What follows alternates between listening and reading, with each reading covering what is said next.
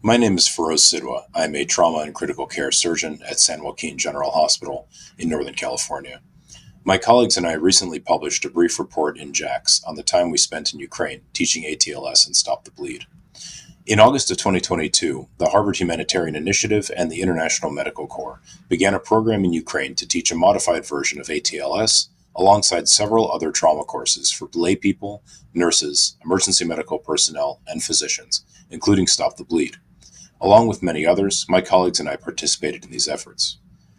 The goals of this educational initiative were to train Ukrainian healthcare providers in both ATLS and Stop the Bleed, and to train Ukrainian instructors who would carry the courses forward. The initial wave of courses was taught entirely by international volunteer instructors. During that time, we identified potential Ukrainian instructor candidates. In the next wave, the courses were taught by both international instructors and the Ukrainian instructor candidates. And in the third wave, national instructors took over all aspects of the course, with internationals only observing and critiquing. In total, approximately 10,000 Ukrainian physicians, emergency personnel, and medical students were trained in the modified ATLS program and in Stop the Bleed.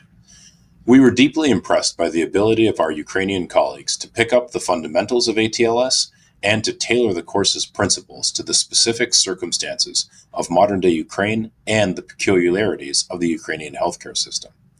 Many of our Ukrainian colleagues had practical experience as physicians deployed to combat areas or with war-related civilian mass casualty events. They brought these experiences to bear very effectively as instructors.